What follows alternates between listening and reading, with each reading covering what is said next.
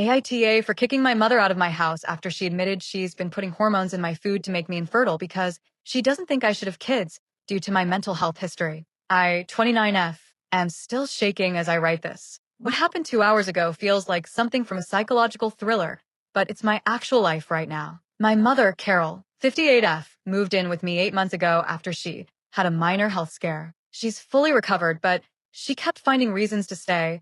It's just easier while I'm adjusting. I need to spend time with my grandkids. I don't have kids. Things like that. I felt guilty asking her to leave, especially when she seemed so invested in being around for me. I have a history of depression and anxiety. I've been managing it well for the past 5 years with medication and therapy. I see my therapist monthly, I take my antidepressants regularly, and I've built a stable, functional life. I'm in a healthy relationship with my boyfriend, Michael, 31M, for 2 years, and we've been talking about trying for kids in the next year or so. My mother has never been supportive of this idea. She said things like, "You know depression runs in your family, right?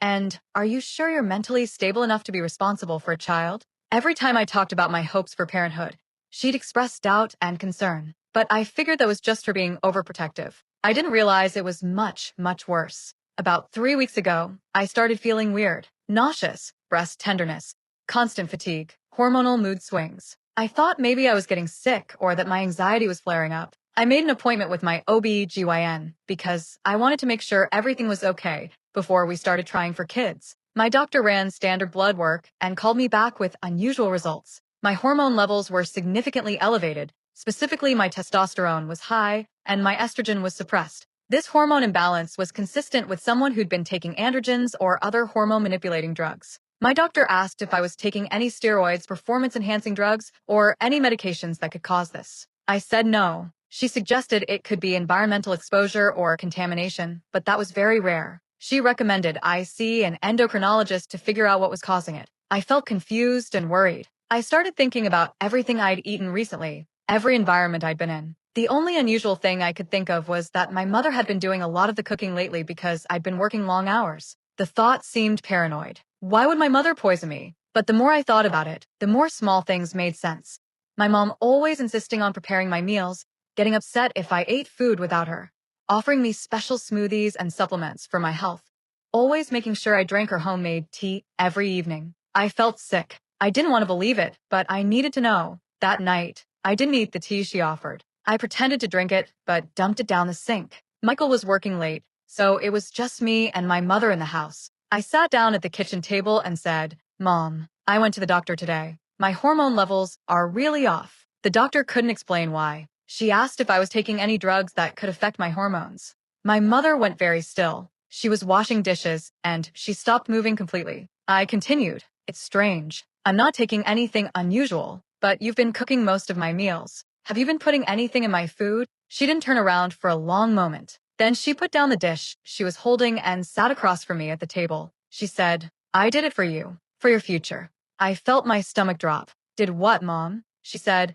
"I've been giving you supplements to help regulate your hormones, to help with your mental health." I said, "What supplements, Mom? Exactly what have you been putting in my food?" She was quiet for a few seconds, then said, "Hormone suppressants. A mild dose that wouldn't hurt you, just enough to prevent you from being able to get pregnant." I couldn't breathe. She'd admitted it so calmly, like she was discussing the weather. I said, "Why would you do that?" She said, "Because I couldn't let you have children. You have depression. Mental illness runs in our family. I couldn't let you pass that to an innocent child. Someone had to protect those potential grandchildren, even if you wouldn't." I stood up. I was shaking. I said, "You've been poisoning me without my consent. Do you understand how illegal that is? How insane that is?" She got defensive. She said, "I wasn't poisoning you. The dosage was carefully calculated to be safe. I researched it extensively. You wouldn't listen to reason, so I had to do something." She said, "I wouldn't let you pass down your broken genetics to an innocent child.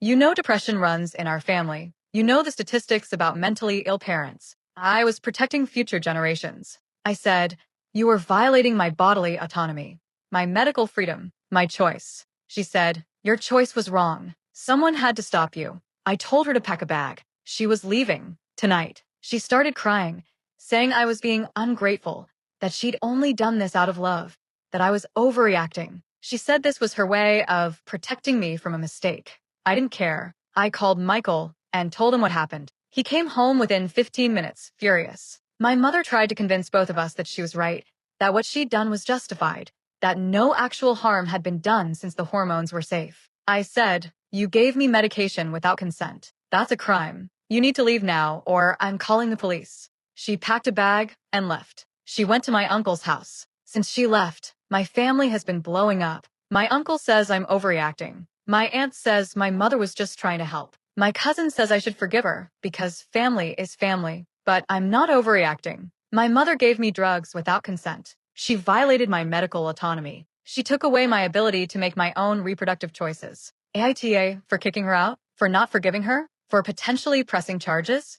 Update 1. 24 hours later. I've done a lot in the past 24 hours, and I'm feeling a mix of validation, rage, and grief. First, I went to urgent care and had blood work done to document the hormone abnormalities. The urgent care doctor reviewed my previous test results and confirmed the pattern. My testosterone has been elevated consistently over the past several months, which aligns with my mother's admission. The doctor asked how this happened. I explained, and she immediately said I needed to file a police report and speak with an attorney. She said what my mother did constitutes poisoning, which is a felony. I contacted a criminal defense attorney this morning. Technically, they handle defense, but they gave me referrals to attorneys who handle these cases. The attorney I spoke with said my mother's actions constitute multiple crimes: poisoning, administering drugs without consent, violating bodily autonomy, and potentially reckless endangerment. She recommended I file a police report immediately, which I did. I went to the police station and gave a full statement, including the admission my mother made, the medical evidence, and the timeline. The police report has been filed. The case number is documented. I also informed my OB/GYN's office about what happened. They have updated my medical records to reflect that medication was administered without consent, and they're coordinating with the hospital to document the poisoning for legal purposes. The police said they would be contacting my mother to get her statement and that a detective would likely follow up with me. Michael has been incredibly supportive. He's angry on my behalf and is helping me through this. He's already started researching the long-term effects of the hormones my mother gave me to see if there could be lasting fertility damage, which is terrifying. My therapist called me back immediately when I left an urgent voicemail about what happened. We had an emergency session this afternoon. She said my mother's behavior represents a severe violation of trust and consent,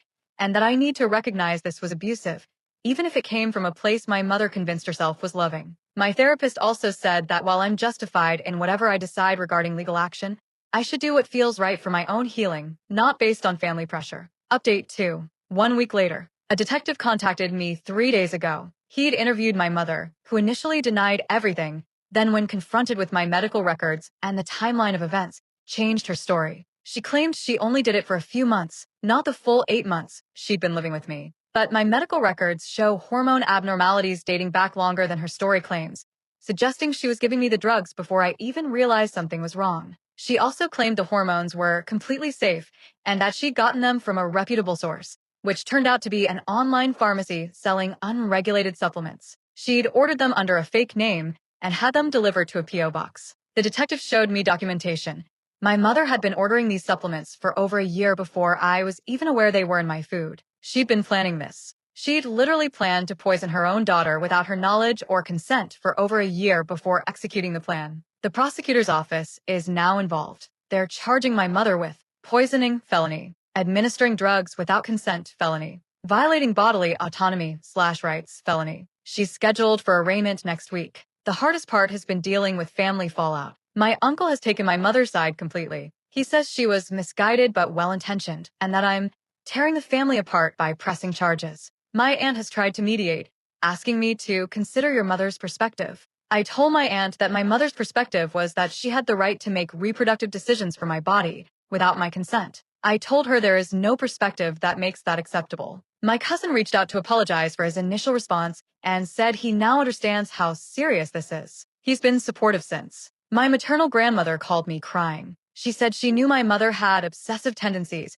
but never imagined she'd do something like this. She's devastated and has cut off contact with my mother. My father, divorced from my mother since I was 5, called me to offer his support. He said this behavior aligns with patterns she exhibited during their marriage: controlling behavior, boundary violations, justifying bad actions as for the best. He said he's not shocked, which is somehow both validating and depressing. Michael's family has been amazing. They're supportive of me and clear that what my mother did was wrong. Final update. 3 weeks later. The arraignment happened yesterday. My mother pled not guilty, which means this is going to trial. The prosecutor's office told me they have a strong case based on my medical records, the timeline, and my mother's own documented admission to me, which I reported to police. I'm scheduled to testify at trial. The prosecutor said I'll likely be cross-examined by my mother's defense attorney, who will probably try to argue that my mother was acting out of concern and that the hormones were safe. But here's what the prosecutor emphasized.